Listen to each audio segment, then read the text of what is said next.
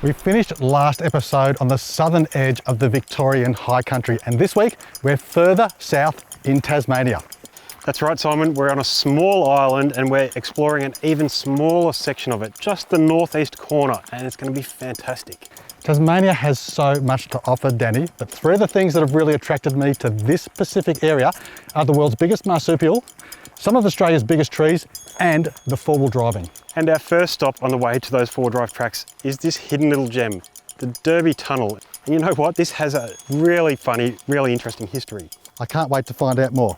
I'm sure there are going to be many discoveries as we explore Tasmania, and should be a little bit of a cool spot away from the heat.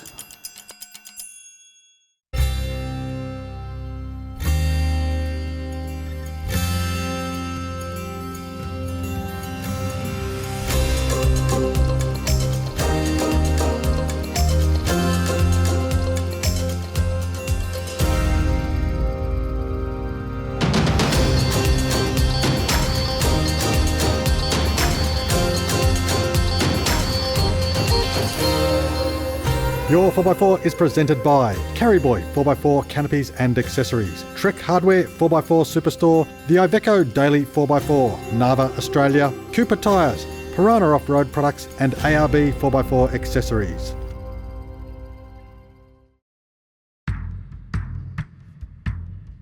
Around 10,000 years ago, at the end of the Ice Age, Tasmania became separated from mainland Australia, isolating the landmass and the people and creatures it was home to. Many unique animals are associated with the island. The Tassie devil, the thylacine, and the forester kangaroo, one of the biggest macropods in the world. Another giant hiding in some of Tasmania's remote wilderness areas is the striking swamp gum, a massive eucalypt with a chest-high girth of almost 20 metres and a height of over 60 metres. We'll be venturing into the Blue Tier Forest Reserve in search of these regal giants, but taking some of the lesser used trails.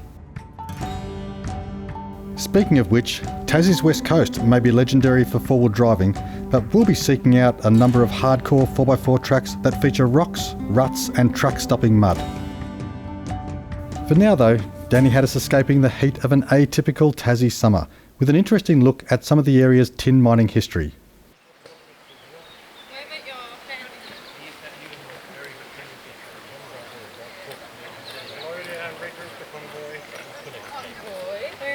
Bank left.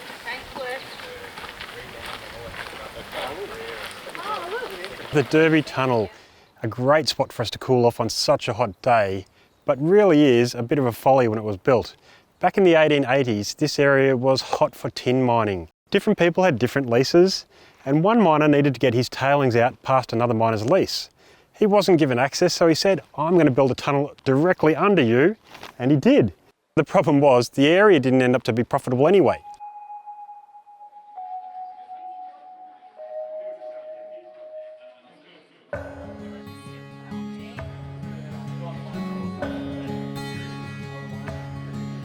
As soon as you walked in the caves, the temperature dropped from about 35, 38 degrees. I reckon it would have dropped down to about 15, 20 degrees tops. I went for a bit of a stroll down the tunnel with torches because you can't see and you'd trip over all the rocks and bang your head on the roof if you did.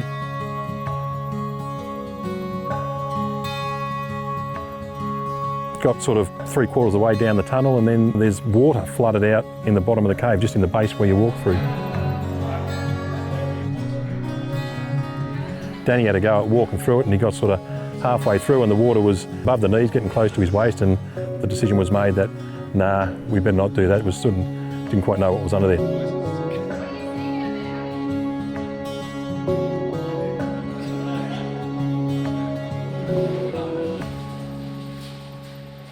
So it does fill up with water, it's beautiful and cool, and it's actually home to the Tasmanian cave spider.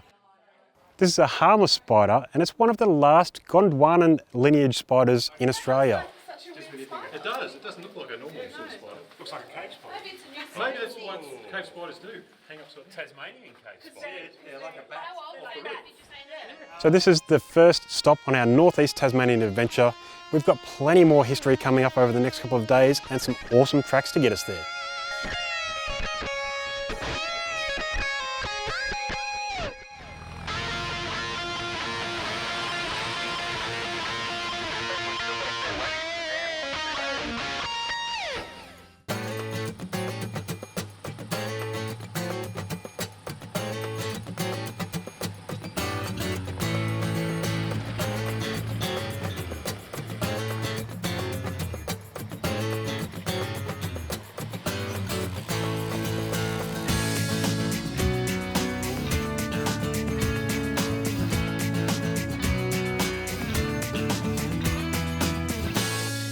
The Cascade Dam here, beautiful place. Originally built to supply water for the tin mine that they had here in the early 1900s. They needed the water obviously because of all the people and all the mining, but what happened was the dam wall burst, sent all the water and rocks down into the town, flooded the town and killed 14 people. So a bit of a tragic story there in the history of the Cascade Dam and the town of Derby. I suppose the upside of that, when you look behind me, you can see the dam wall there that they've built. And now the water that they've saved here in the Cascade Dam supplies the farm areas locally to make sure they can keep their crops growing and feeding to the people here in Tassie.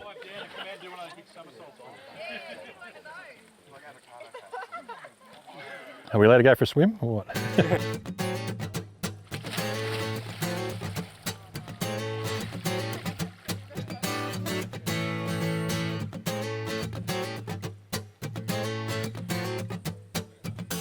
We're always talking about tyre pressure, and the reason is because it is so critical, so important when you're out off-road. Now today the ambient temperature is pushing 38, 39, almost 40 degrees down here in Tasmania, and that has greatly affected the pressure in the tyres. We've just checked the Big Iveco here and it is running close to 60 psi, which is way, way too high for the tracks that we're doing. It's way too high, full stop. These tyres realistically should be down at around 20 psi for general off-road work. So that's around 40 psi that we're going to be dropping out of these tyres. In fact, right across our convoy, there's a general increase in tyre pressure of around 15 psi. So we'll get these tyre pressures down to a more comfortable level before we head off.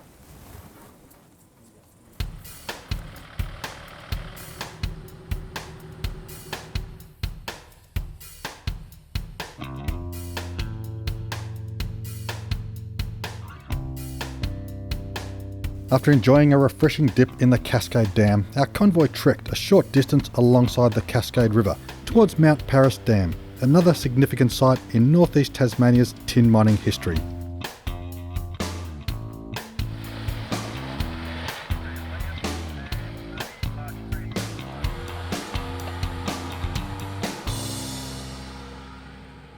Here we are at the Mount Paris Dam. Now, it was originally called the Morning Star Dam, and this thing behind us is absolutely amazing.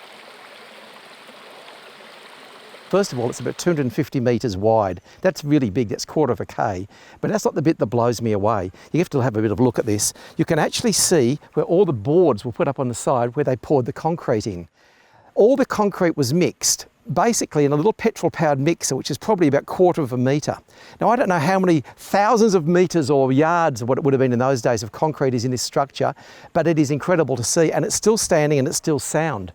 It's 16 metres high. Now, in today's world, you'd need forklifts, you'd need scissor lifts. That was probably done with ropes and buckets. These guys were tough as nails. Down through over there, you can see that nature has actually started to take over this entire structure. Still standing, still very viable, but they actually had to blow these holes in the walls to let the water through.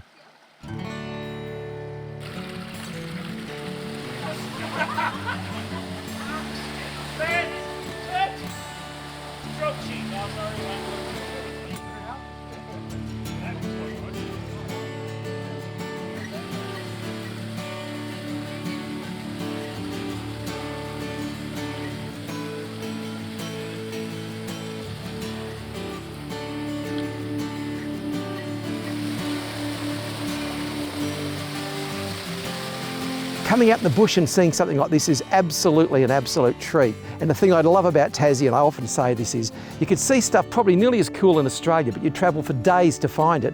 Here, it's hours away. So come to Tassie for the most amazing experience of your life.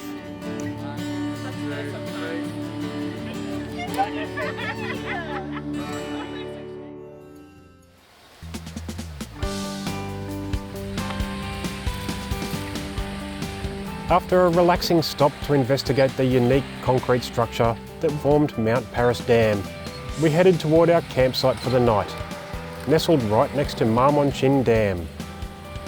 This historic and scenic area was the perfect place to spend the first night of our eastern Tasmanian adventure. We pulled into Marmonchin Campground, magic little spot, perched beside a dam, surrounded by ferns and the beautiful green grass that was around it. It was a sensational spot. It's named after a historic figure, Chinese settler who came here to mine tin, which this whole area is famous for.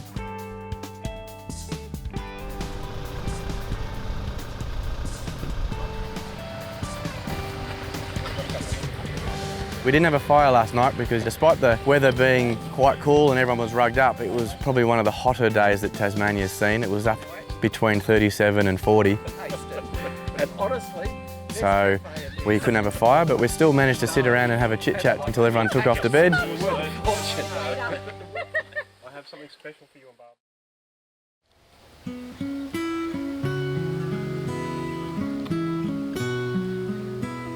Woke up this morning to a magic day. The temperature's much better. You can sort of see from around me at the moment. Everyone's still in shorts, but it's still just warm enough.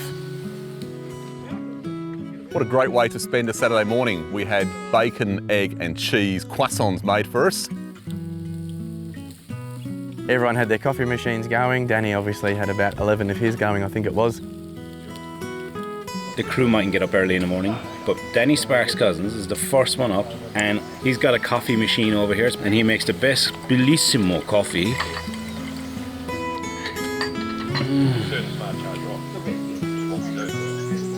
Then we took off at about 9 o'clock, a fairly short drive down to Weldborough and to Emu Road.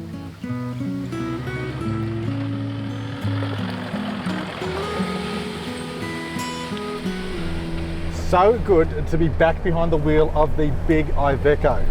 Danny had control of this vehicle in the Victorian High Country. Now it's my turn.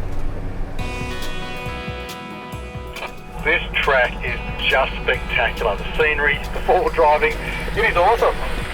Isn't it just the best? And this is just the start of it. Not a technically challenging track, but clearly a very little used track. Really, really pretty, lots of ferns, a huge amount of foliage, and just a really, really pleasant drive through there. It was just amazing that the ferns, they'd be so old. I mean, it really is that prehistoric feeling as you're going through there, and just a great deal of fun. This track got a bit of everything. It's got some off camber, it's got washouts, it's got ruts, it's got it all. Look, we were just talking in the car and it feels like we've travelled back in time. Back to the day when you and I actually started forward driving, this is what the tracks were like. Correct, lots and lots of fun, but at least we've got power steering these days.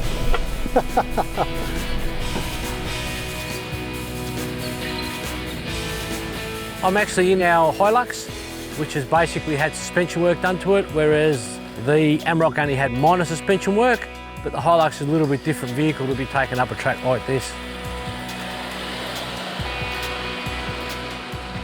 So realistically, you're going to do a track like that, you want to set your car up the right way. If you don't, you're going to damage it.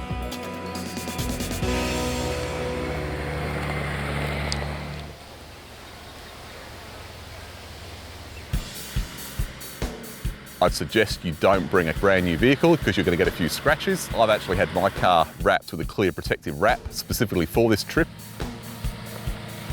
Very, very tight. Huge amount of tight scrub, a lot of scratches. I think my car is getting well pinstriped. But most people say my car is a big car, but then you look at the Iveco trucks and how big are they? Oh yeah, they certainly look big on the truck. There'll be some bush pinstriping on the sides of the vehicle, but other than that, just sensational. And I think it's setting us up for what obviously is to come. So This will be a bit of a challenge for the Ivecos if it's any tighter than that.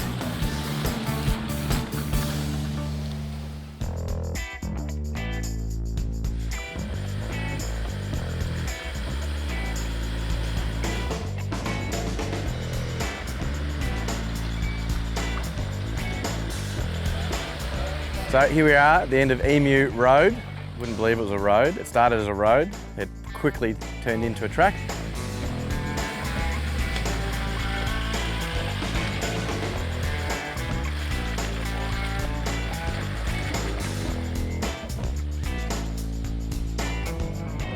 I mean, we actually passed someone on a mountain bike, would you believe?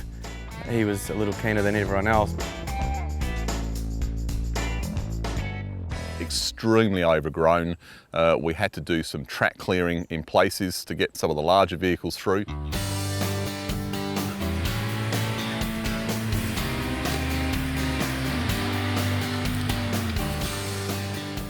Simon, you're just about to see there's a really low section here, a log fallen across the track. Going to be pretty tight in the Iveco, but I think if we hug it to the right, we'll get through. You're right, I am worried. That does look tight. How far over can I go? You can probably go over another foot or so. Keep on that angle and you'll be right for now. Just keep on that. I can't even see you. It's so overgrown through here, Danny. Isn't it awesome though? Yeah, you're pretty good on that. Left hand down, left. All right, straight on that for me. And we're gonna go slow and we'll just see. We may have to lift this branch up a little bit, I think. Come forward, bit of left hand down now. Bit of left hand down, bit of left hand. Keep coming forward, stop. That's looking pretty tight, Danny. Can you have a look at how close this is up here? Just watch that big branch in front of you there. That I can lift that up if we need to, so just want to stop there. No, looking like you're probably going to get past it. All right, Danny, so I reckon a combination of you pushing and me realigning, I reckon we should be able to get through.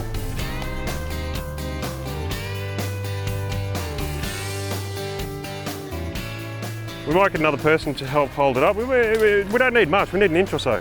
Who's got some muscles that wants to come down and help me push a tree up, please? Tight, it was just so tight. The Iveco, we had to stop a couple of times to lift branches up to get them through.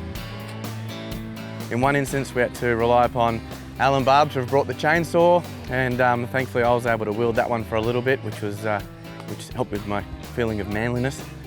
All right, looks like we are not going to get through. And this is what happens sometimes. You've always got to have a plan B, and in this case, the chainsaw is the go-to item for fixing issues out here.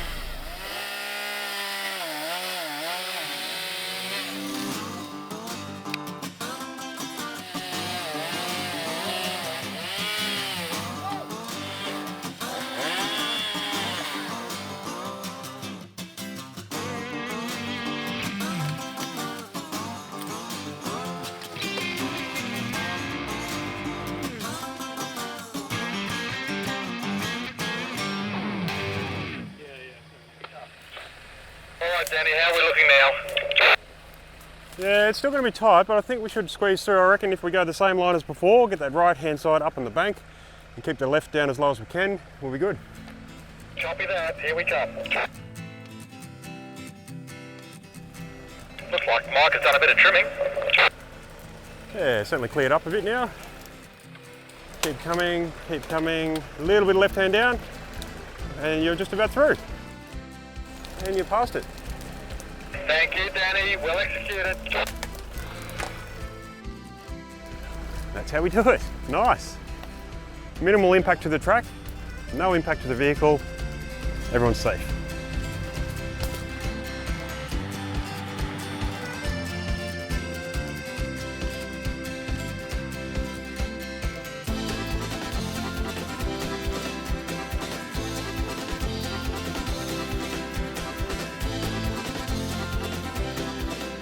So we've just come to the end of Emu Road, and we've pulled up behind us here to have smoko, and Mick has pulled out the pavlova and banana cake. You wouldn't believe it unless you saw it.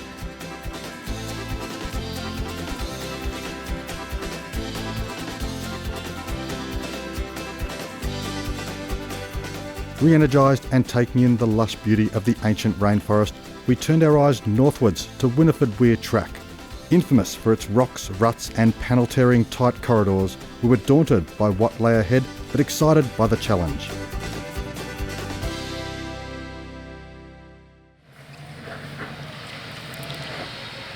Alright, we are at the spot on Winifred Weir track that we have seen the photo that Simon said, I want to find that track and drive it. So let's go and take a more difficult line and have a bit of a crack at it. We are just going to crawl up it. There's no need to go too silly. Can't see where we're going, but we're going forward, which is great. How good.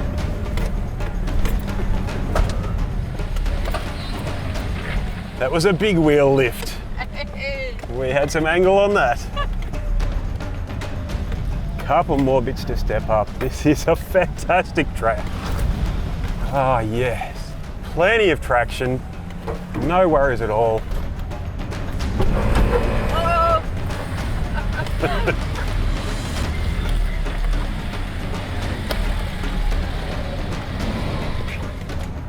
Bit of a low branch there.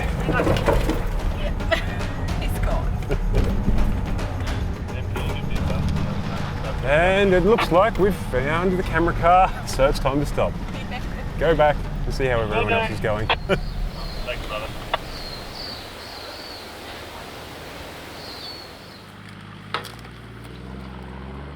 After morning tea, we made sure that our tyre pressures were correct. We dropped another 15 PSI out of the Iveco. The Iveco is running a set of STT Pros on this trip. And through the heat yesterday, temperatures in those tyres got up to nearly 58 PSI in the tyres. Took another 15 out this morning, so we're really running some nice low pressures through here. Obviously we're a tyre company, so we want to make sure our tyres perform exceptionally well. And I think with all the vehicles fitted out here with a variety of Cooper and Mickey Thompson tyres, they've all done extremely well. So far, we've had no tyres off rims, we've had no punches, and we've definitely not damaged any tyres or cars in getting up through Weir track, which was, again, was just an absolutely fantastic way to start this trip.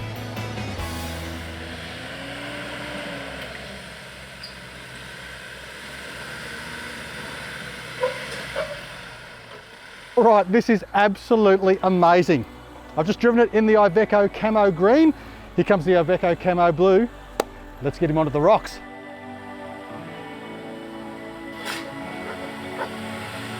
Three diff locks, low range transfer case, 100:1 crawl ratio. You think it's a big truck? Look what it just did.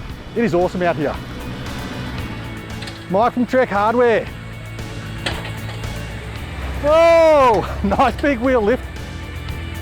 That is a damn fine drive. Now this is the real challenge. This is our first IFS vehicle. Luciano from Carryboy. We're going to take him up to my left, which we think is a little bit easier. Turn, turn. Towards me. Keep coming on that, that's good. Keep coming. You're right, keep coming.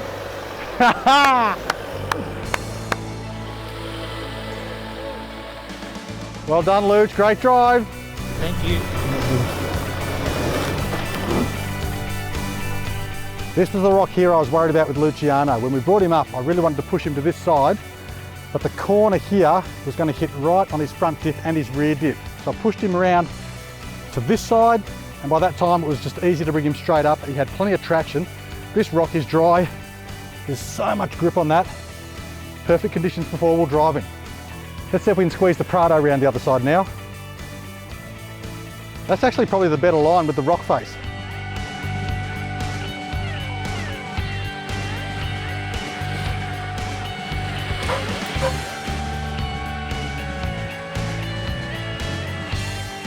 All right, let's see if we can get this IFS vehicle to do a bit of a photo opportunity for us and put a wheel in the air. Ready with the camera, Danny? I'm ready.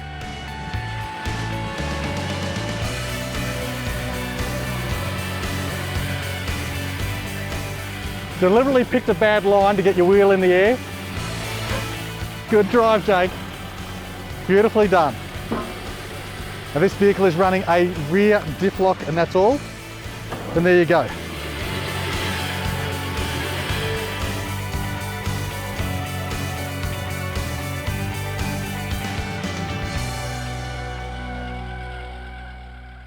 Winifred Weir track, Love it.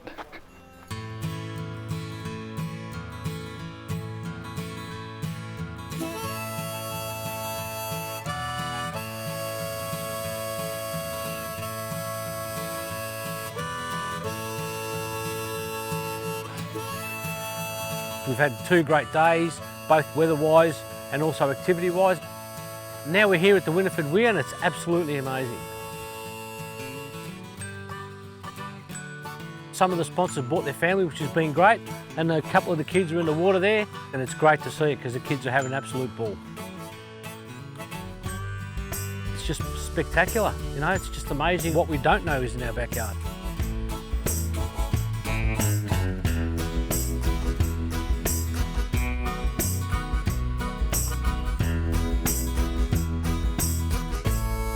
We've got a resident chef on this trip, Irishman Mike. We are so blessed to be not having to worry about having to cook. We're going to have some lunch and really enjoy what the rest of the afternoon has in store for us. Clearly in your way. I think you just need to... Now we've got to head back down the track we came up, but the good news is that there's a pub at the bottom of the track.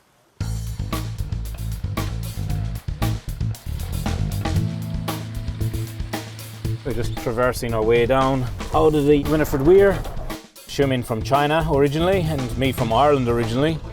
And here we are, some of them in a Japanese car, 4-wheel driving, and it's been so diverse. We've had mud holes, we've had deep ruts, we've had huge rock steps. This is incredibly tight. I hope you can see all the shrub. Either side of the car here is just unbelievable.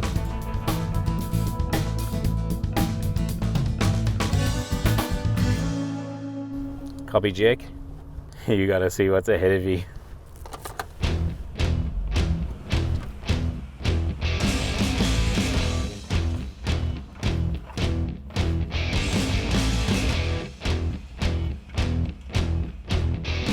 The east coast of Tasmania that we sort of probably don't talk about as much in the last couple of days has really turned it on for us.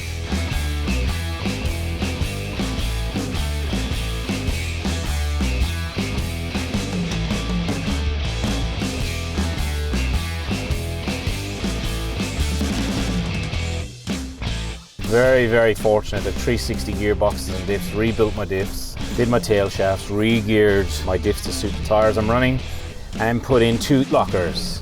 Normally I have to punch it, but off-road now after using the front and rear diff lockers, it's a different vehicle.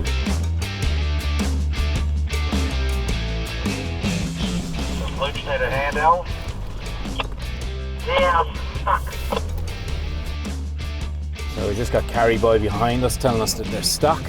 Some serious good steps here. Like it's stuff you want to take your time on, that's for sure.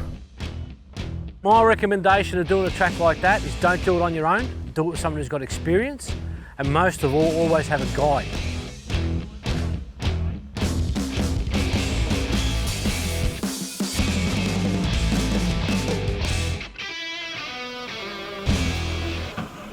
Thanks everyone. If you're doing the job correctly and taking your time, we haven't pushed hard through that track. You can definitely go a lot faster, but we also don't want to damage our vehicles. We're here for 7 days and nobody wants to be fixing vehicles for the next 7 days.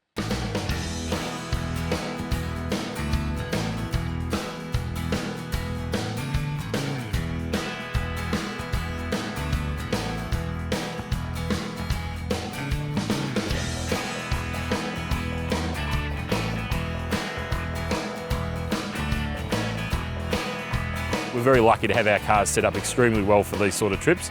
So it makes the trip a lot easier because we've got good quality products on our vehicles, good quality equipment, and that starts from your tyres all the way through to your battery systems, to your fridges that we're running and all those sorts of things.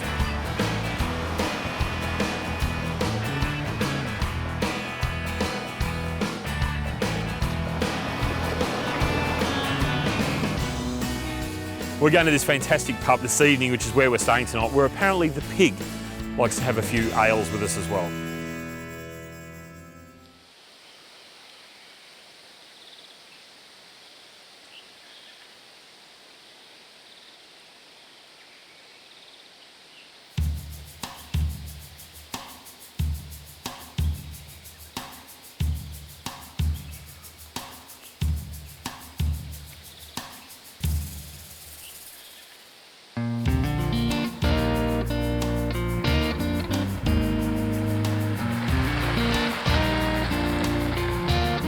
Well, we've made it. We're here. Pub in the paddock. There's a pig out there that's hungry for beer. I'm hungry for beer. We've done the Winifred Weir track all day. Every rock you could possibly imagine in Tasmania is on that track. Some of them we brought with us. But what an awesome day, and we're here, so I'm going to go in and get a beer.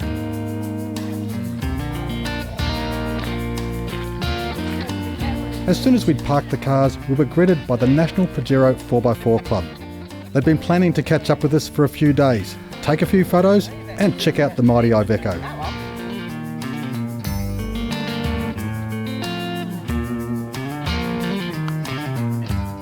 I'm just blown away. We're only in a tiny section of northeast Tasmania. The diversity, the surprises, the changes in weather. We had 38 the day we arrived. I think it might have been 14 or something today. We found a hidden track out to the Winifred Weir. Not a lot of people use that track, I don't think. I've just been loving it. And that's exactly why I wanted to come here. It is a tiny island, but there is so much to see and do. And you know where we are tonight?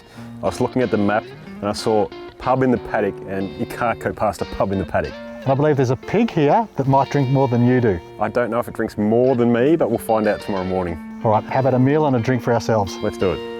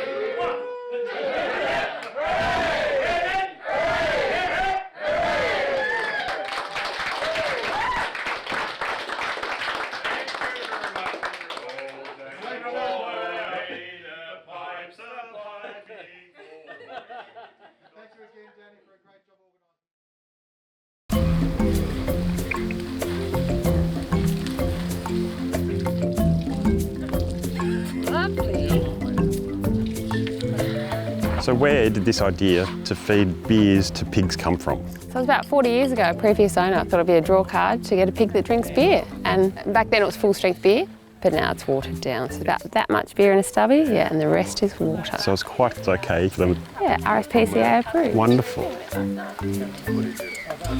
And you've got 3 pigs here. What are their ages and what are their names? So Pinky, she's our eldest, she's about 8.5. And then Priscilla 2, named after the late Priscilla, she's 4. Pepper, who we adopted off some locals, she's 2. And then we've got a sheep in there too, who we hand-reared with one of the pigs, and she's also 4. Become really good mates, haven't they? Yeah, they have, really good Go friends. everywhere. Yeah, they do. It's really good actually, yes. And you would have had a few pigs through?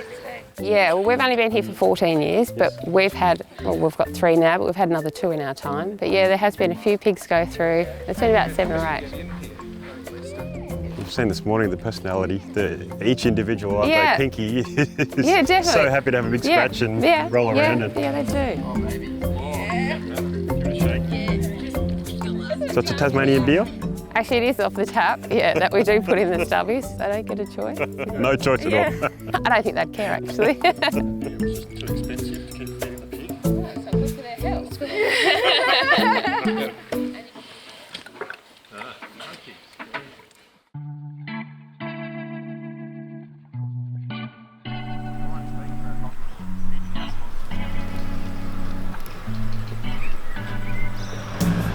With the pigs of the pub happily hydrated, we decided to follow suit, albeit with coffee and eggs, before heading out for our next adventure.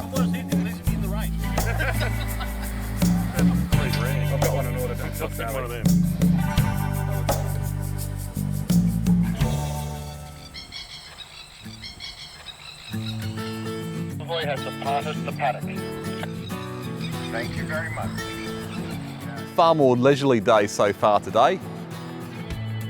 We left the pub at about 9:30 and headed to the fabulous cheese making place overlooking the paddocks.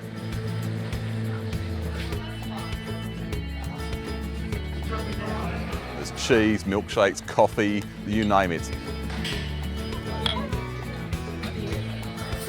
Jodie, a sensational little spot you've got here. What can you tell us about it, please? Right, so they've been making cheddar here for over 100 years. They still make it exactly the same way as they used to. As you can see, we get quite busy, quite a lot going on. What I can tell you about the dairy is all of our cows have a collar, and when they get up to the gate's going to pick up on what cow she is, how much milk she was yielding, and when she's last there. She'll let herself through with the gates, going in, robotic arms come out, automatically washing her, all fully robotically milked, then off into the paddock she'll go again. We stopped into this morning to the dairy factory, which was just spectacular. They got a beautiful cheese making business. We sat there, we had Alan Johnson had 3 ice creams. I had 2 milkshakes, and both of us gone on a diet after our lunch today. A lot of tourists coming to the cafe, we eat some of our homemade food, which we do here. Most of it's all made here, but the big thing is our pine Ghana cheddar. So it's quite award winning. We've won Australia's Best Tasty 4 years. We had a fantastic cheese tasting. We got a lot of the cheddars, we had a mature cheddar, just beautiful. No trip to Tasmania would be complete without having a bit of the local produce. You can't describe the food in Tasmania. People don't understand it is underrated. It is the food capital, I reckon, of Australia.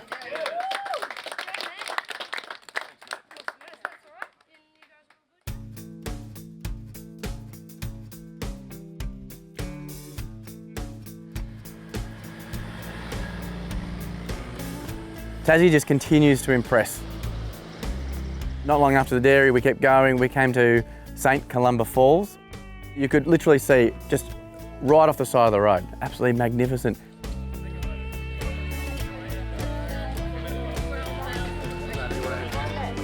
"20 to 30 minutes. Whoosh, I have to pack a packed lunch."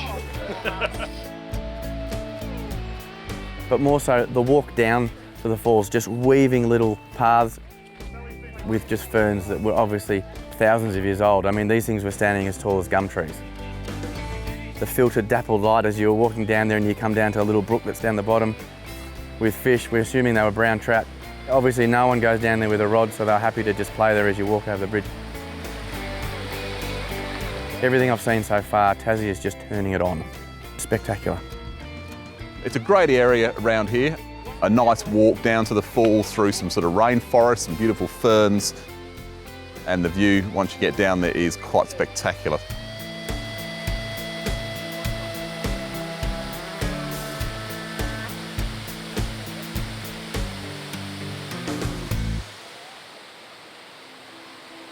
"90 metres tall, and I think one of the tallest waterfalls here in Tasmania. So it was pretty cool to see. It's actually interesting to read. In winter, 220,000 litres of water goes over the top of those falls, and that was really impressive. Obviously, in the middle of summer at the moment and a bit of a drought here in Tasmania, it wasn't quite that amount of water, but it was definitely fast flowing and looked magnificent.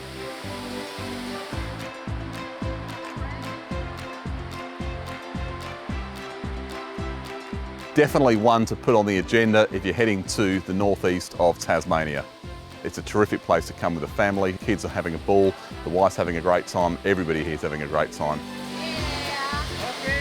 It was definitely a great way to start the day before we started leading into what became some epic tracks later on in the afternoon.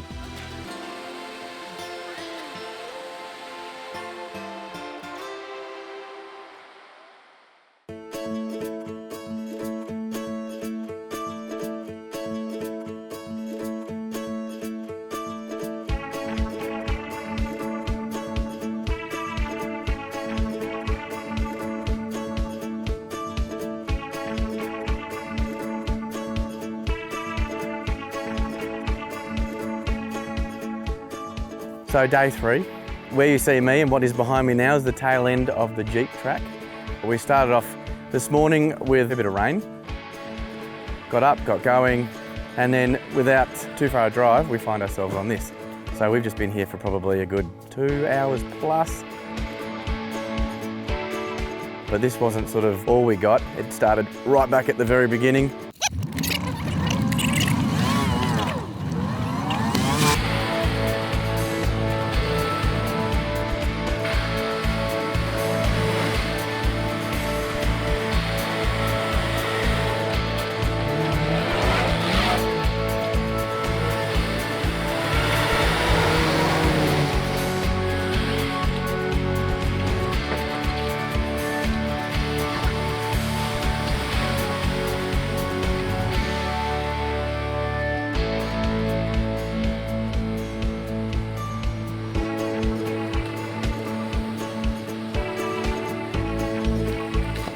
We were told the other day that the track we had yesterday was meant to be some of the hardest. Not so. This has been absolutely just magnificent, and it started from the get-go. Just narrow tracks. Clearly there's not a lot of traffic that goes on these, and rutted, steep, really challenging. I mean, fantastic for all the vehicles. If you had diff locks, they are engaged. Some testing moments, trying to weave through the tracks.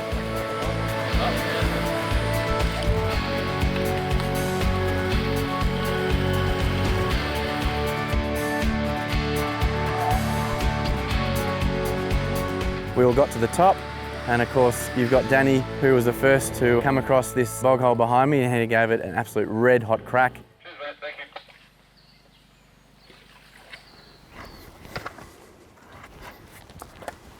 you.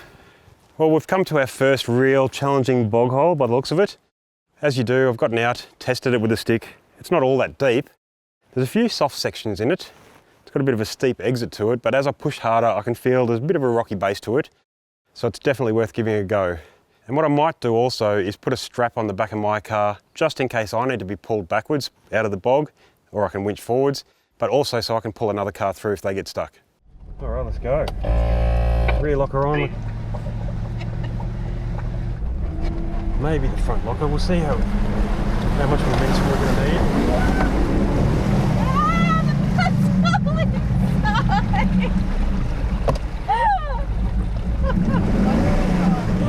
Oh, it's a bit late now, it's already in.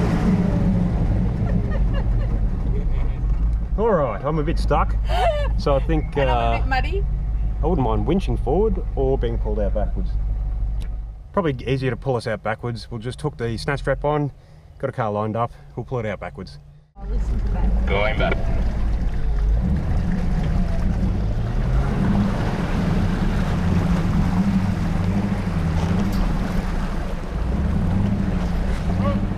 All right, let's give it another go.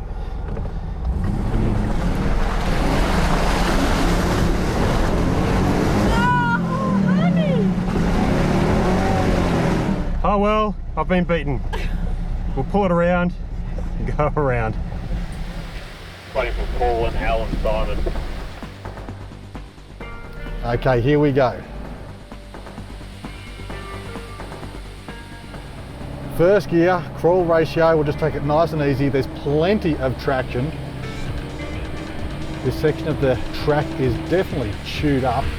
We'll just sit in the ruts. We've got 37-inch tyres, we've got plenty of clearance. We're down at low pressure, about 20 psi. I'm just going to cruise up through here. Parabolic leaf suspension is nice and comfortable. And with those 37s, we have just got so much clearance. Just makes it nice and easy. Just a beautiful section of track. The ferns through here are amazing. Colours are awesome. And even though Tassie's so dry, in through this part, this section of track, it is so beautifully green.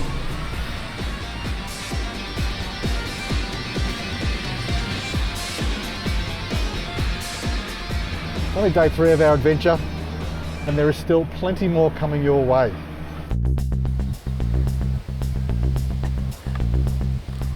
Now, coming up to this big bog hole at the top of Jeep track, this was a major challenge. A few vehicles got stuck and Danny's car went in. I know he had a couple of goes, couldn't get through. Like yesterday, it was a little bit of a challenge. It's taken us quite a while to get to the top of Jeep track. There's a hole behind me here. The gauntlet was thrown down, I was told. You can have a crack at it, Mick, you'll be able to do it.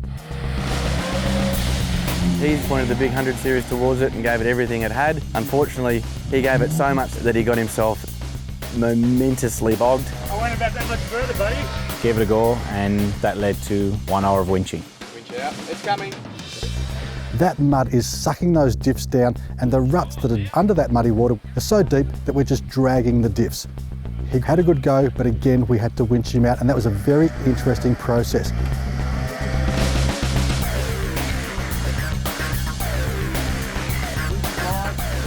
We've had some winching, we've had some recoveries, a lot of teamwork going on. We tried putting the tree trunk protector or the anchor up high in the tree, and this would actually lift the front of the vehicle. Samuel, notice. could not get out. We tried single pulls, put pulleys everywhere, didn't happen. That wasn't enough, so we placed some logs under the winch rope, which is quite a safe practice to do if you know what you're doing.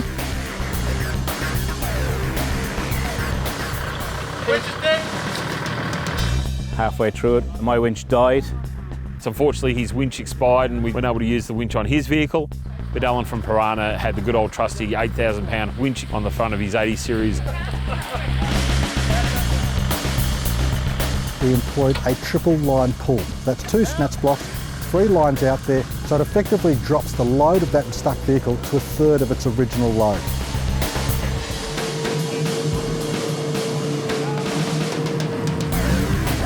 Took a long time to get him out, but eventually we got him out with a few tricks that Simon knew. We did a triple pull recovery, which was amazing. I've never done it before. And we got out. Yeah, it's a full-on haul. Once Mike was clear of the bog hole, there was a big vote to get the Ivecos in there and see what they could do. Third gear, all locks in. Probably about 2,500 RPM, maybe up to 3. We'll see how we go. Then I came in and had a go myself, trying to get to the other side, and of course the front of the vehicle there was hit because of the exit angle from the bog hole, hit the bash plate on the bottom, dug in, got stuck, and then that's it.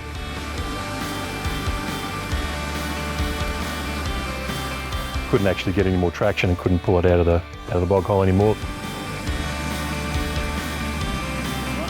Between the boys and everybody else, it was a great recovery.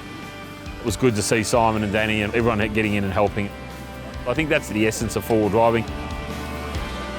Didn't work this time, got sucked out of the mud and out she went. We'll have a go again another day in another hole.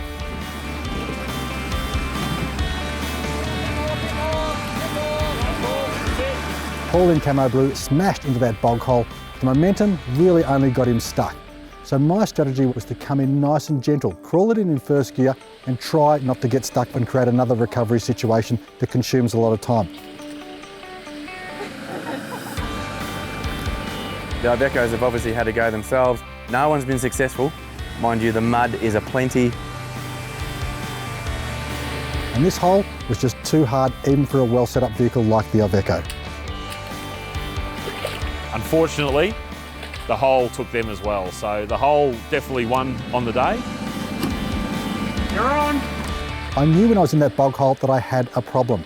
I called on Danny to get under the vehicle and check it out. And Danny confirmed my concerns. We had a leaking brake line. So the big challenge now is try to get the Iveco onto a cleaner and more level ground. We've got to get under the vehicle. We've got a strategy and a plan to get those brakes fixed and get us home in time for dinner. I know, right? Can I pour soon and drink some?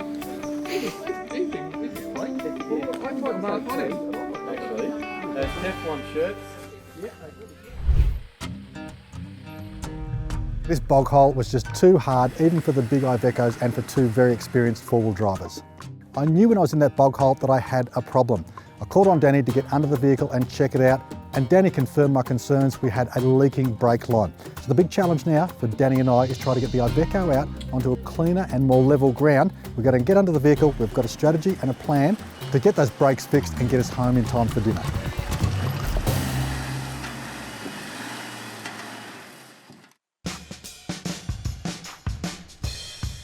Danny, got some vice grips. I reckon we can clamp it down and get ourselves out of trouble. That'll probably work and get you home with 3 brakes, but I'd really like to get the brakes working, 4 brakes again for you. Just up around the corner is the main gravel road. Let's get this thing up around the corner. I've got some good rescue tape in the car. I'd really like to wrap it, strap it up and get you going again with 4 brakes. But worst case, we can put this on and get you home with 3 brakes.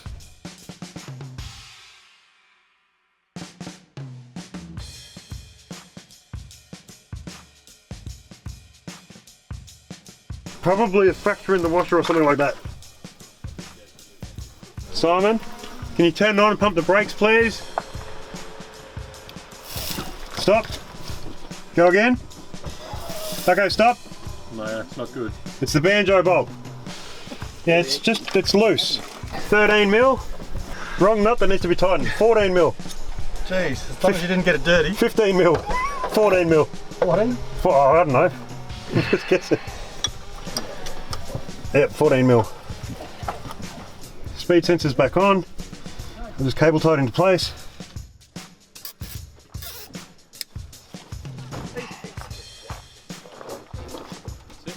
So this is one brake cylinder, that's your rear brakes. Yep.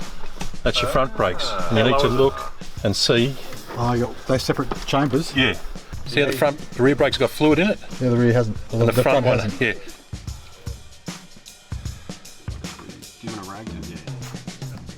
Keeping an eye on your fluid levels is a handy habit when on the tracks. The need for more brake fluid in this case was a no-brainer.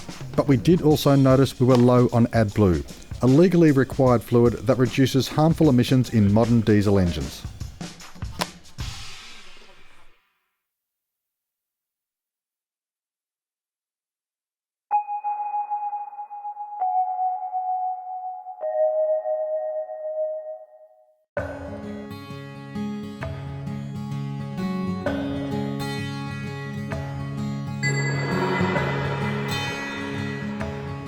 Well, we did the Pine Gunner Jeep track today, really hardcore track.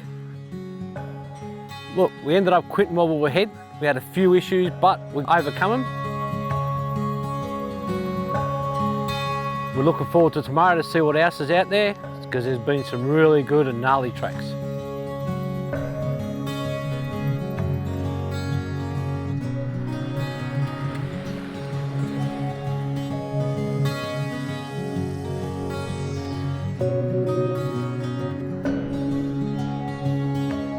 Tonight we've got a fantastic camp back down not far from where we stayed last night. Good old Irish Mick is going to be doing us up a spit, so really looking forward to that. Everyone will have a few drinks and just sit back and relax and enjoy it.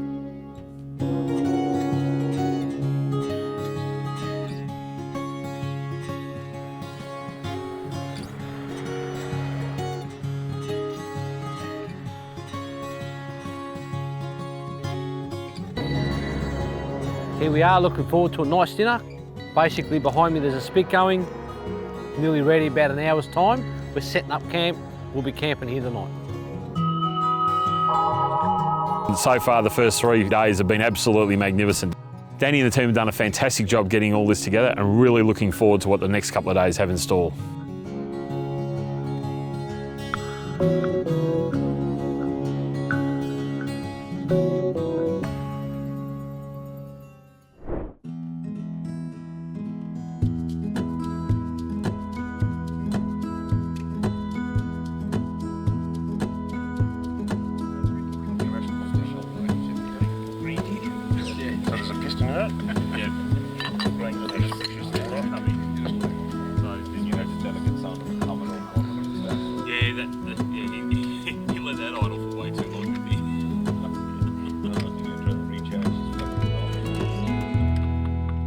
Bit like a campfire, isn't it? What do you mean, covered in mud?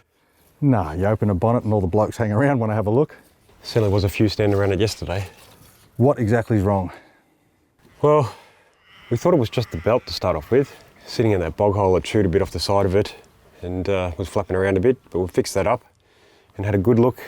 And the top little hose from the radiator that goes to the head on the V8 is cracked at the mount on the radiator. So we've been able to block it off. Block it off at both ends, but we really need that fixed, and especially if we're going to be doing sand driving, putting this under load, we need some coolant going through the heads. So I'm going to have to duck into St Helens this morning and hopefully get some bits and pieces and parts organised and get it fixed and come back and meet you this afternoon hopefully. Now today's a pretty straightforward day, so we're going to miss you, but it's gentle driving. Yeah, it's not as hard as the last couple of days. You are going into the blue tier, which should be fun. I'm looking forward to seeing those big swamp gums. They're huge, they're impressive. I've seen them before, but I'm looking forward to seeing them again. Please take a couple of photos of them for me. Will do. Ah well, no point standing around here. Let's get the day underway.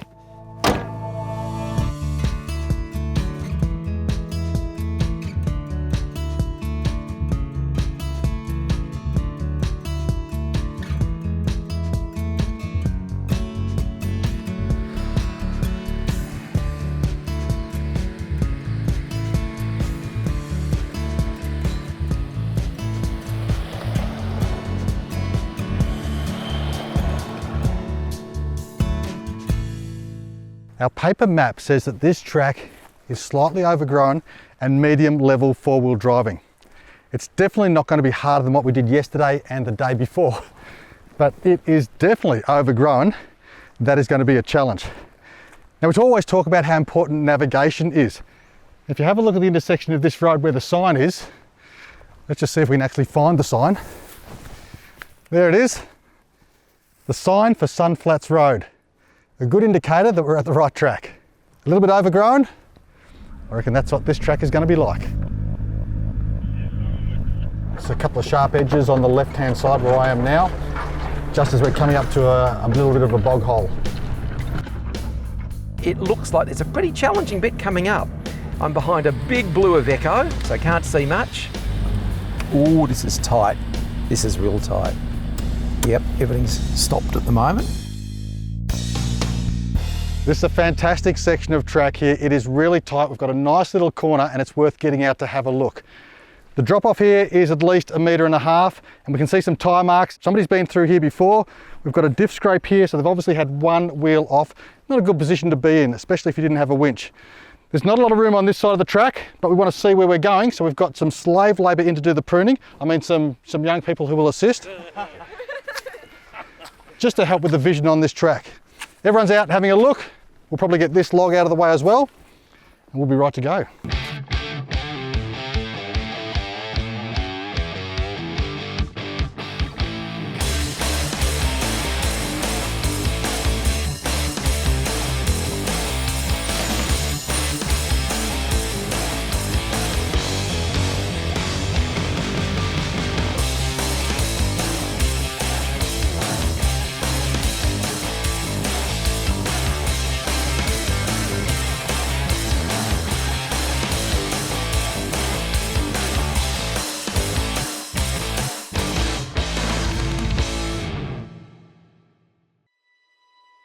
She boiling, mates.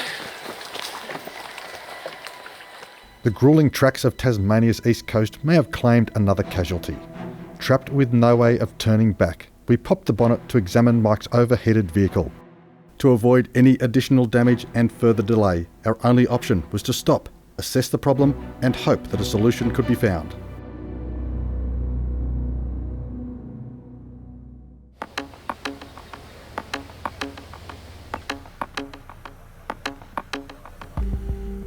When you get mud in your vehicle, it's important to clean that radiator out. The radiator collects all of the mud coming up into the front of the vehicle and creates these overheating problems that we've seen. Now you've washed your radiator out, but the way to go is to hose from the engine side back. Which way did you go? Went the right way, but we've still got overheating issues. We are sitting on what Tasmania loves to refer to as a road. I don't know if you can sort of catch out here, it's pretty dense. It could be a range of things, but you can see the steam here. And the last thing we want to do is lift these off, lift this off. We're going to have a jet of hot steaming water. Definitely don't want to be doing that. I would say it's barely even a track. It's called Sunflats Road, and we are thick in the north-east section of Tassie. So as Al advises, one of the things you can do is just trickle a little bit of water over the radiator. You've still got to be careful with that because remember the engine is really, really hot. That cold water going into a hot block can crack it, can cause issues. It's like driving through a car wash, not one that you would want to be paying money for. The best thing is to just slow down, take your time, trickle a little bit of water over the radiator to take some of the heat out. That'll take some of the pressure out. Just stop for a sec. Have a look how quickly that's evaporating. You can see the heat in that radiator. Look how quick she dries up.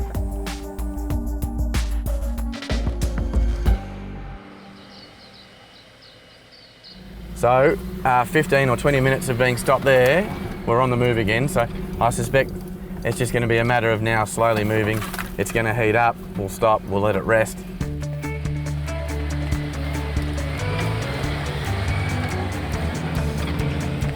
Different track again to what we've been up against the past couple of days.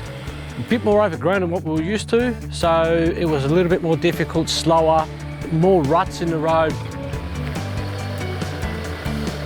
We were told that it would be a bit overgrown, and sure enough, it was a bit overgrown, and squeezing the Iveco past some of those trees on the track that aren't maintained regularly was a challenge in itself.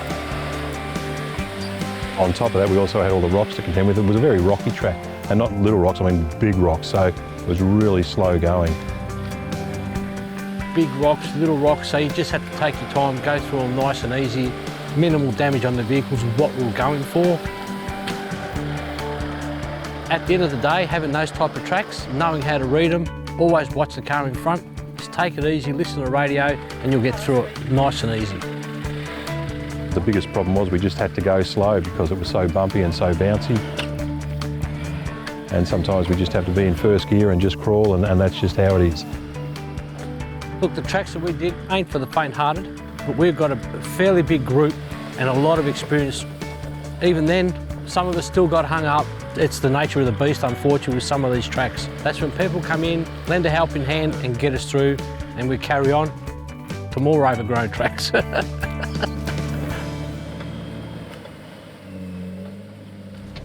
How are you going, Mike?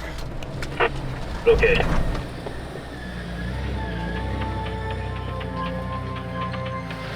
Almost to the top of Sunflat Road. Definitely getting into a different section of terrain here. You can see up on these flats, a lot more of the myrtle trees, a lot more tea tree, really scrubby.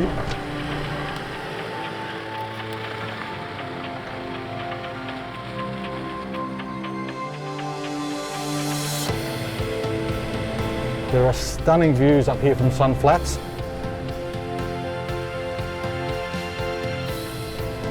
We've got a very washed out technical section. It's like the road's paved in boulders.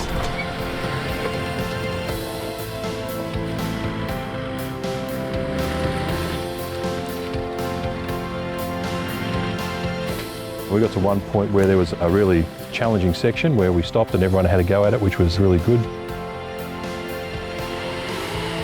With the Iveco, I suppose, we got better ground clearance and the bigger tyres, so it certainly helps out. We didn't really have any trouble with climbing anywhere at all, and it was a really good bit of driving and a good bit of fun, so really great time.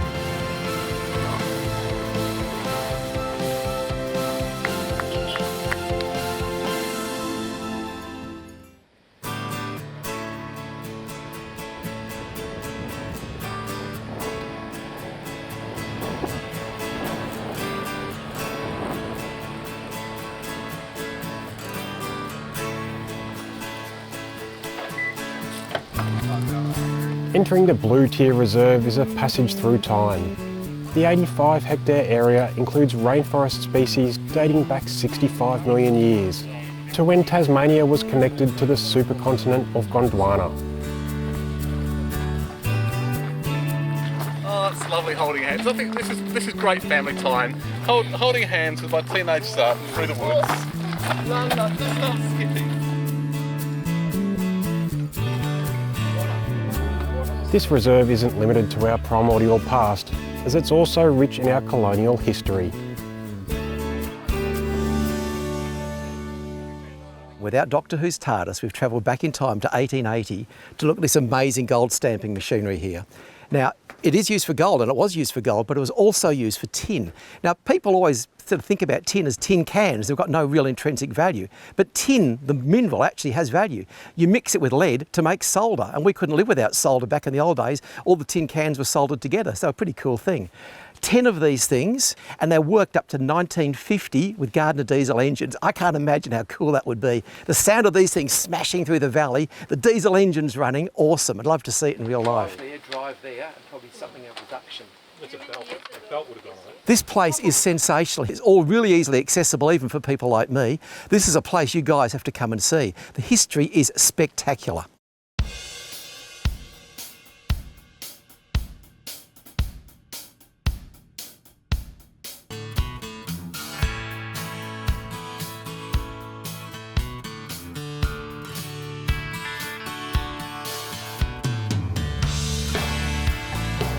Only moments away from the iconic stamp battery, our convoy navigated a short distance to the Blue Tier Giant Walk, eager to uncover the widest living tree in Australia.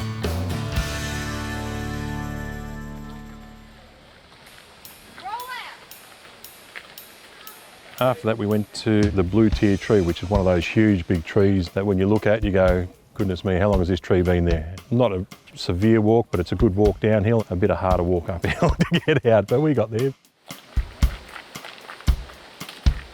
The enormous Eucalyptus regnans occupies a chest-high girth measuring a whopping 19.4 metres.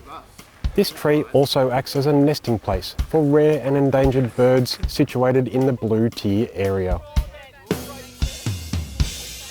This is massive. It's an amazing part of living history. Locals call it a swamp gum. It towers 60 metres above the tree ferns. It's the widest tree in Australia and it's an important part of habitat here in the region. Plus, it's a big draw card for tourists. I'm so glad that this is still here. It's been left by the loggers and it's here for us to enjoy and experience. This is one part of Tasmania you've got to get down to see for yourself.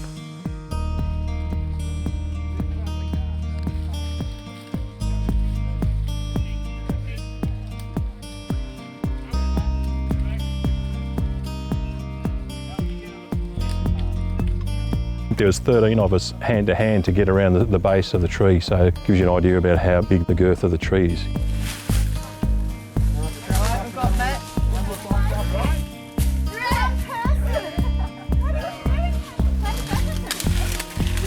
One, two, 3, 7, 12, 13 people, we did it!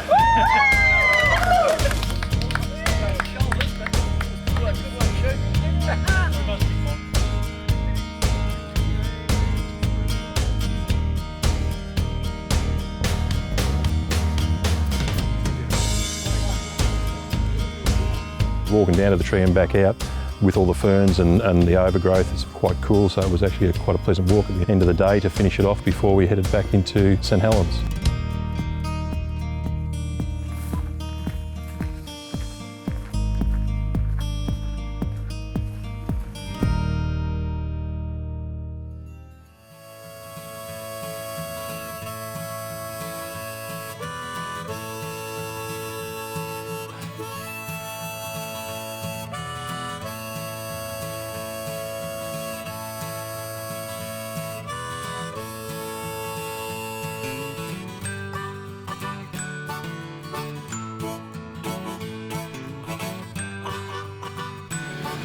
So we've just reached St Helens Point Conservation Area. Just around the corner a little bit further, we will be turning right onto the Perrin Dunes.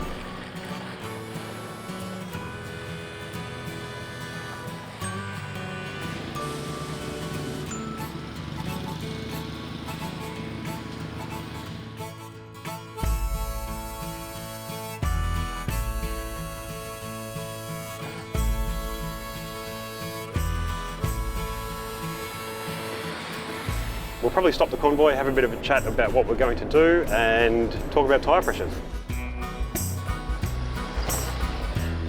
Well guys, we're at the Perrin Dunes, just over the hill here. It's going to get pretty soft. So we need to talk a little bit about tyre pressures. Over the last couple of days, we've been running lower tyre pressures. We've been on rocks, we've been in mud, and it's been really well worked for us. But this is going to be even softer, and I think we're going to let the tyres down even more. Ryan, why, and what would we go to? Okay, so we need to basically get a bigger footprint now because we're going to go into the soft sand. So in order to lengthen that footprint, we need to drop the air pressures down. Now, depending on the type of tyre construction will dictate what that pressure is going to be and what sort of vehicle and the application, the sand as well. But as a general figure that we're going to aim for, I'd be looking at 18 psi before we hit the soft sand. So most of the vehicles in the fleet today, they're running heavy duty tyres, so aftermarket tyres with a more heavy duty carcass or sidewall. You actually need to drop them a little bit further because they stand up a lot taller due to that construction. If we do get stuck at 18, we'll go down from there. Talking to some of the locals and the mechanic actually had to pull a Stuck 200 series out of here a couple of days ago and he was running 10 psi, so that might have been a little bit of driver error as well. But we'll start off about 15 to 18 and go from there.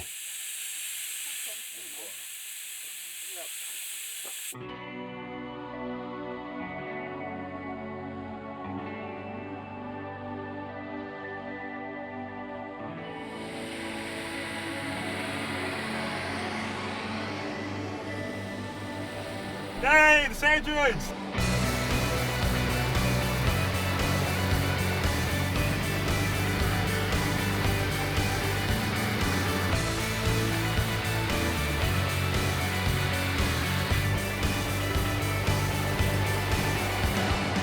Perrin Dunes is one of the best places on the east coast to take your car. You can legally take it on the beach, get your tyre pressure down, have a bit of fun, get your photos, and get off it before the tide comes in.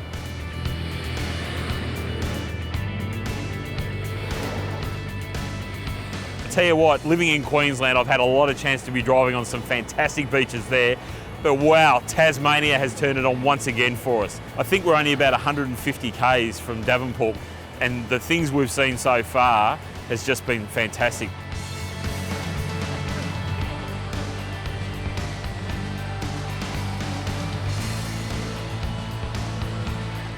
We've done some amazing beach driving, just fantastic. Get the cars out, tide pressure down, getting quite wet here. It's amazing. I'm already up to with all the water.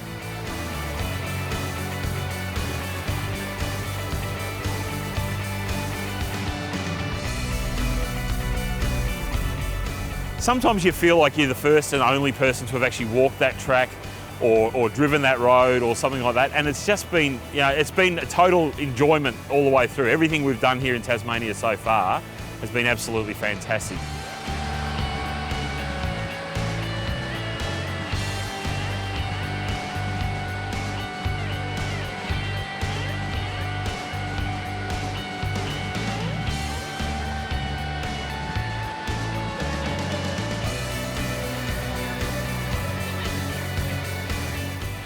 Danny Sparks' cousins, your boy Ford. So guys, we've got all the cars lined up now. We're just going to get a couple more photos to finish off our fantastic morning down here. Can't wait to get into those dunes and get some more four-wheel driving done. It's going to be fantastic. Really looking forward to it.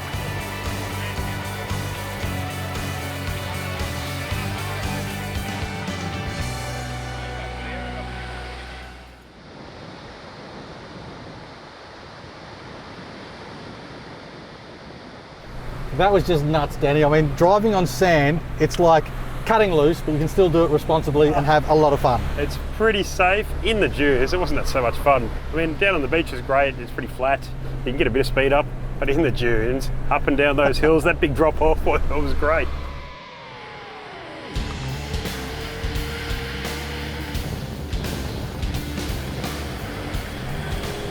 Dunes, beach, mountains in the background. In the bright sunlight, it is so easy not to see the contours. There are no shadows out here. Middle of the day, sun's beating straight down, you can't see the drop-offs that well.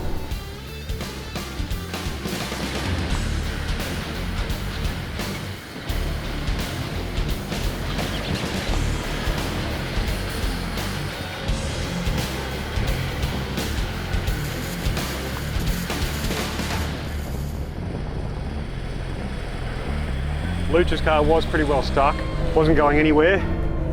Even a bit of scooping wasn't going to make him unbogged, but grabbing those tread boards down, a little bit of shoveling with them, stick him under the wheels and he just drove straight out.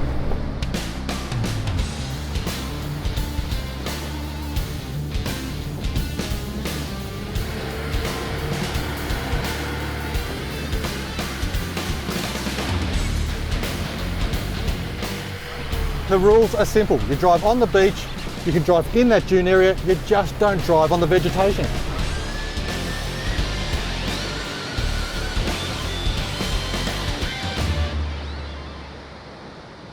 We've come back onto the beach a little bit faster. People are getting hungry. Where's next stop? Danny, I reckon you can't come to St Helens without going onto the waterfront and having fish and chips. Hello, Simon. Hi Anita, how you going? Good, good. We're just coming out of the dunes now. We'll be heading straight to you, so probably 15 minutes.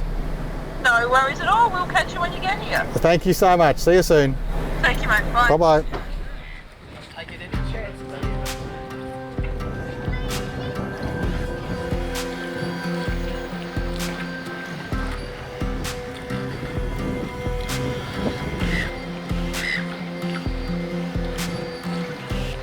Welcome to Skippers. Skippers is a floating fish pump that operates on the east coast of Tasmania in a beautiful little town called St Helens. The owners have been in the fishing industry for many years on the east coast.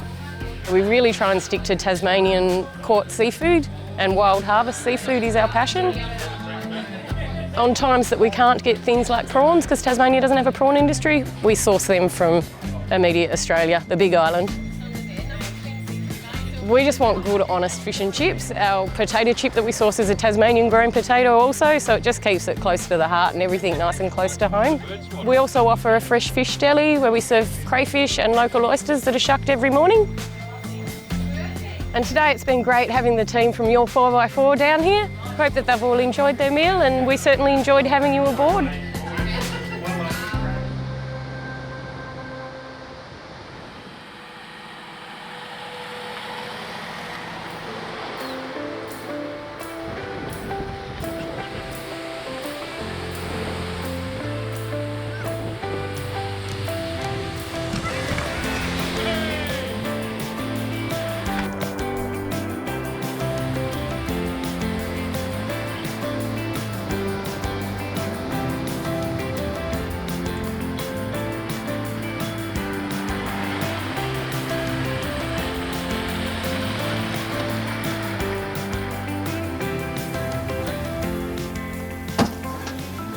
How's your day?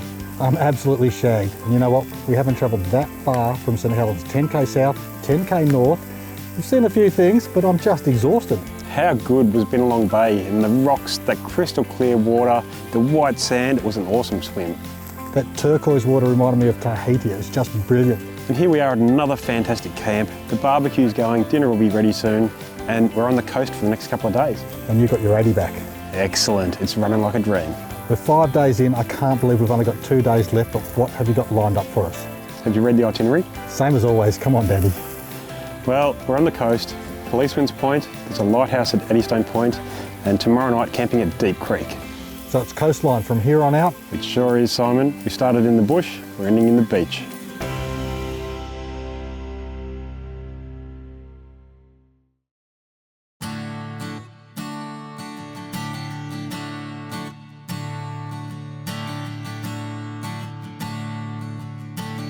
Nearing the end of our Tasmania adventure, we awoke at our camp by Bennelong Bay, with some of us taking advantage of the early sun to throw in a line. With no more inland tracks ahead of us, it was coastal cruising from here on out.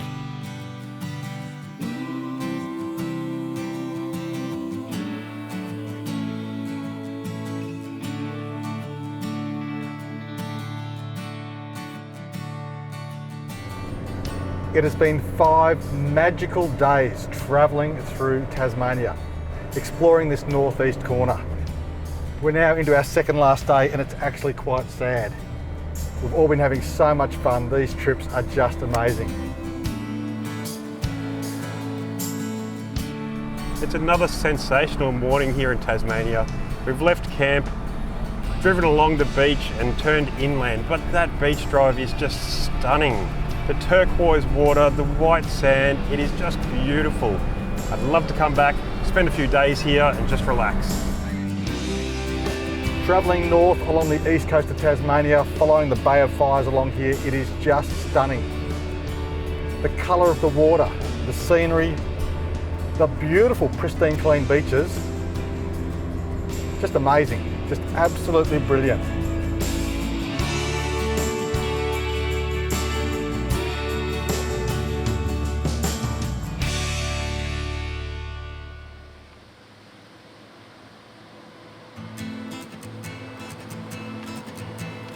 We've jumped onto a fire trail heading inland from the beach before turning north, and our next stop is Policeman's Point.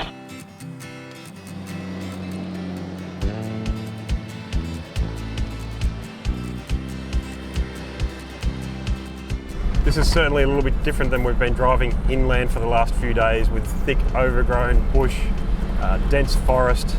It's opened up quite a lot, it's a well-maintained track, and it's just something a little bit different. So talking about this maintained fire trail, there's actually a bulldozer in front of us. Let's catch up and see if we can get around.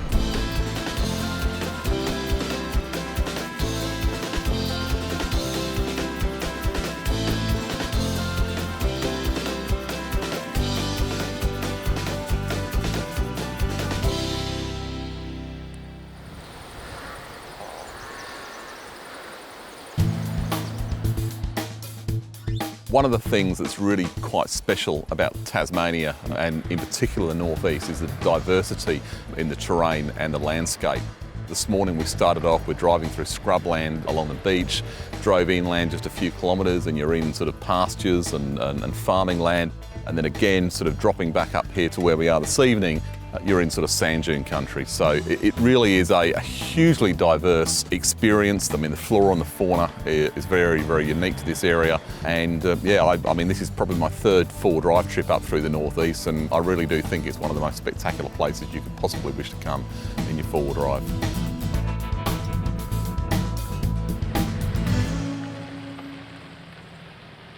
So our first stop this morning was Policeman's Point. It was just absolutely magnificent.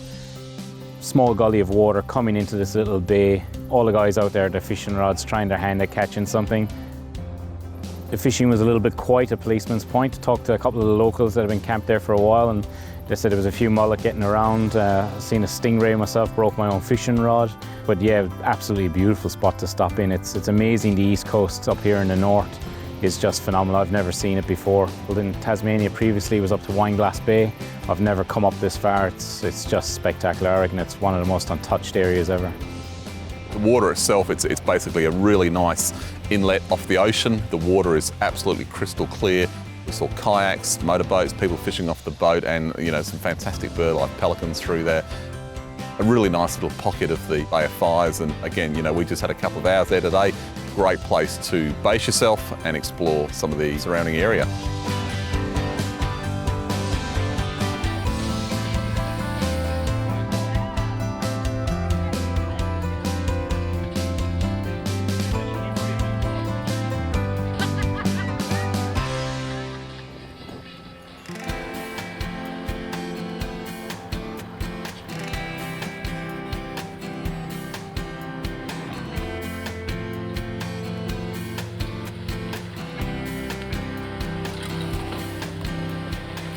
We got back onto the tracks again, and of course Danny told us that we didn't have to worry about our mirrors anymore and the tracks were finished for being overgrown, but I think we actually found the Brislow steel pad of tracks to finish off one of our tracks for the day. And Mr. Frost in his beautiful 200 series, what wasn't scratched on it is now scratched. The driving was fairly easy. We had mainly dirt roads today. There was one section that was clearly a 4-wheel drive track. It had a number of warnings at the beginning of the track. You can certainly see that if it got wet, it would be a very, very challenging drive. I can imagine it in winter, it would be an incredibly challenging track. It was very silty in places where you could see that obviously when winter comes, it gets very boggy. But for us, obviously Tasmania is incredibly dry. At the moment, it was actually fairly easy going. It was just a matter of just pushing through the brush. And the big Ivecos, once again, we managed to get those magnificent trucks through and got the job done. But the views every now and then when you came through the tea tree and you could poke your head through was just, again, this magnificent vista of blue water, white sand, and these incredible rocks.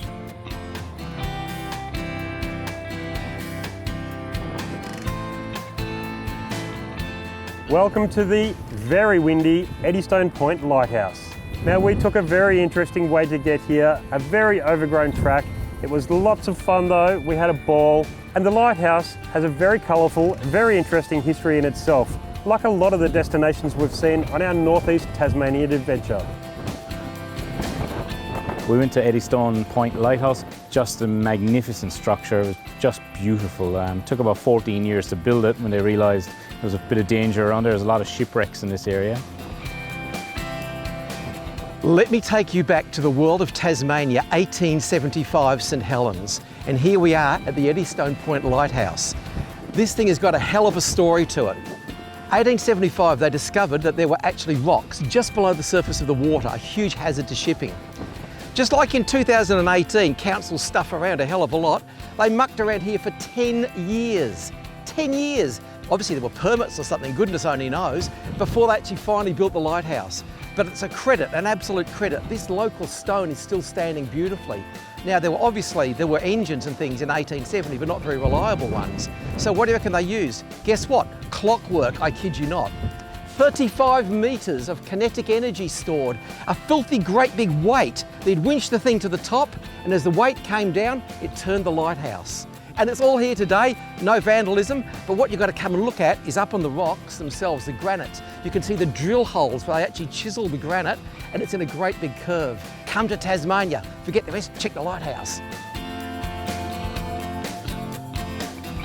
went for a bit of a walk around the rock area there. They were actually carving the rock out of the actual main part of the rock faces. You see the red lichen on those rocks and it's just absolutely amazing, the Bay of Fires. The scenery out there, the water, the rocks is just phenomenal. It's like nothing I've ever seen. White sandy beaches, crystal clear water, and these huge boulders just pumping out of the water. There's about 40 knot winds blowing out there. It's got white caps all over it, and you just feel for the previous travellers that would have came down there by boat, it would have been terrifying.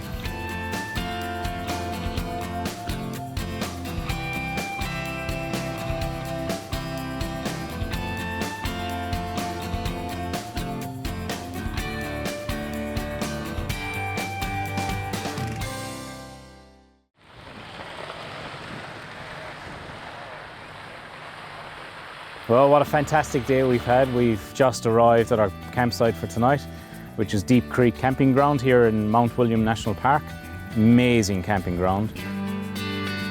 Plenty of fantastic camping areas along the beach, which are through the national parks, which are really well kept. The roads are not challenging at all. The tracks around here, you can actually get to most of these places, like the lighthouse and to all the little hamlets that we've been going to, all by main roads. Definitely a lot of people camping and out and about, and with this weather, why wouldn't you want to come and have a look at these places?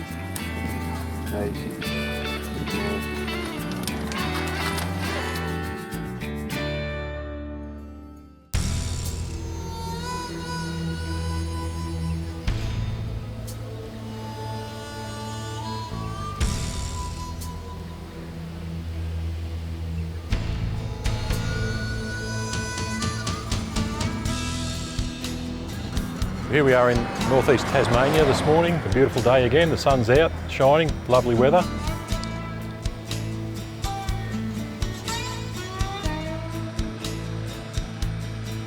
We caught up with some guys from ARB Hobart. They've met us in Gladstone, hooked up with us, and they're going to show us some of the local sites around here, as obviously it's their backyard.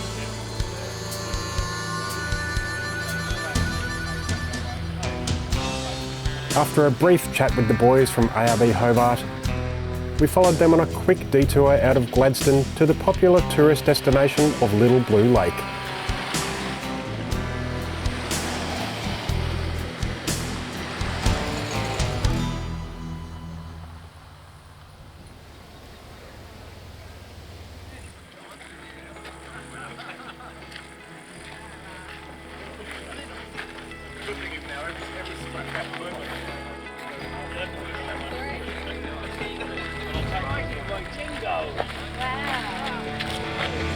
We're at Little Blue Lake. Popular spot, amazing colour water, quite unusual to see. It's not something you see in a lake usually. This particular lake is the first one to catch the rain, which is the most toxic because it's the original mine, so it's not able to go swimming in there. Then there's another lake down a bit further where the toxicity of the water is less. And then further down is the third lake, which is the biggest lake, and that one's okay.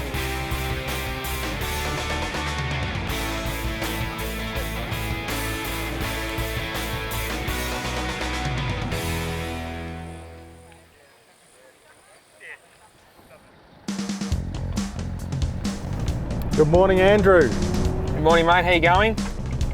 Yeah, very good, thank you. Unfortunately, our last day, but great to be catching up with you guys. It must be pretty horrible that we've dragged you away from a day of work. Yeah, I was spewing. I had to come up here this morning. Spewing. I just would rather be sitting behind my desk at the computer. No, it'd be good. Good to get out for a bit. You guys are obviously based down in Hobart. What's the Tassie 4x4 scene like? It's really big down here. Pretty easy going. Probably 6 or 7 major full drive clubs. Yeah, a lot of people have got them down here. It's a way of life. Every family's got at least a dual cab full drive ute, so it's a very popular scene down here. And what have you got in store for us today? So basically we're going to head back to Gladstone now, where we met before, travel about 60 k's along to Bridport, which is a pretty popular little fishing town on the top north of Tasmania. From Bridport we'll travel about another 2 k's out onto the beach, and got a bit of a sand dune run with some decent hill climbs and a beach run down to Bellingham, which is about 25 kilometres. So it'll take a few hours to get through there. It should be a good day.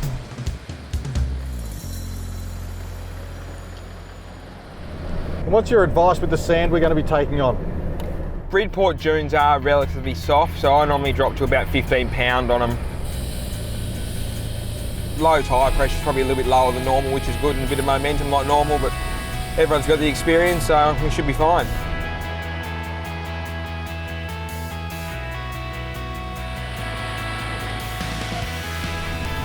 Here we go out onto the beach and have a look at it. Sand and rock straight up. Oh! We're now dropped down to low range. We've got tyre pressures down very, very low. And we've got a 25-30 kilometre run of beach heading back west towards our final destination tonight of Devonport. This is going to be a brilliant afternoon, pretty much the final leg of this trip off-road.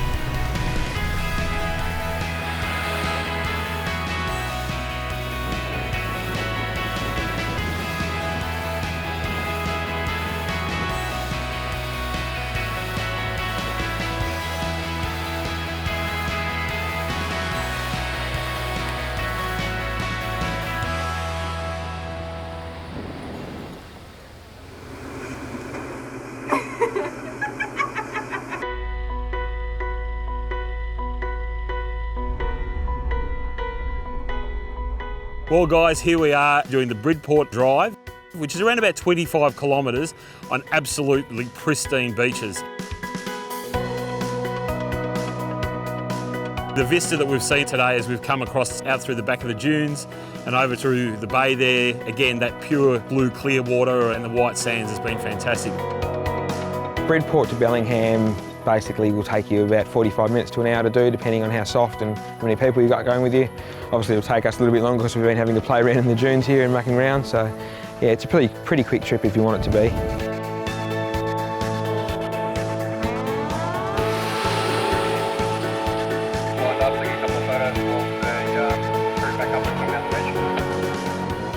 Well guys, here we are at the top of a very steep dune, and I want to go down it, and I want all of us to go down it. We need to line up square to the top of the dune, assess where you want to drive, and importantly, keep it straight down the dune.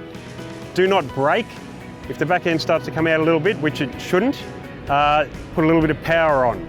Slight correction if you need to, but don't turn, keep it straight up and down, all the way to the bottom. I'll be in low second. Autos, you can put it in low second as well, or low, yep. And just a little bit of power if you need it, if it's starting to get a little bit sideways. Should be fun, and it's going to make some great shots.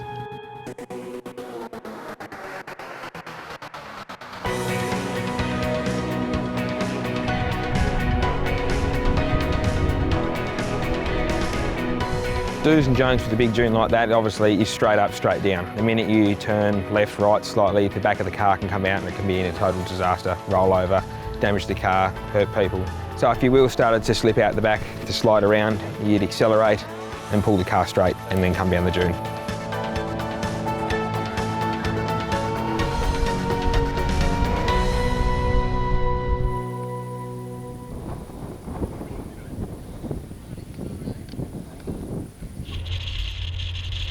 Checking the tides is very important. We've planned the drive today, so we're here just about at low tide. We've got the broadest stretch of beach that we can drive on. It's almost like a highway, it's beautiful. It's simple to check the tides online, look for the nearest area that you're going to, and you can probably look forward 12 months ahead and plan your journey well in advance.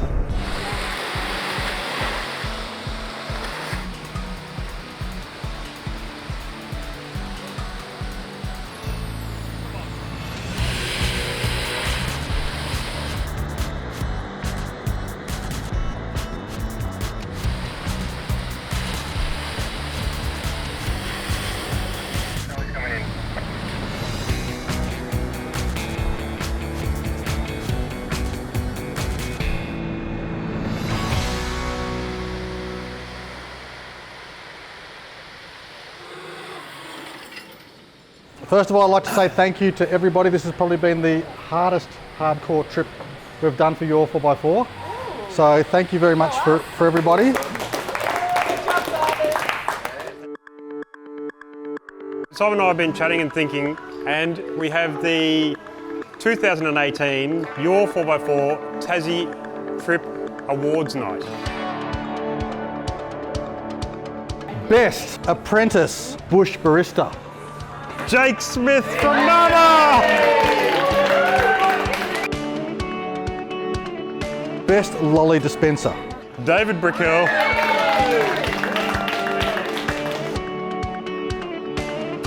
Best Recovery Award. AJ from Piranha. And Barb. And Barb. The Best Helper Award tonight. Luciano from Carry Boy. Best Cheese, Dips and Knife Collection Award. And without a doubt, the winner is the Frost family. The Best Battle Scars Award 2018 goes to Paul from Iveco. The Best Chef Award, Mike Allard from Trek Hardware.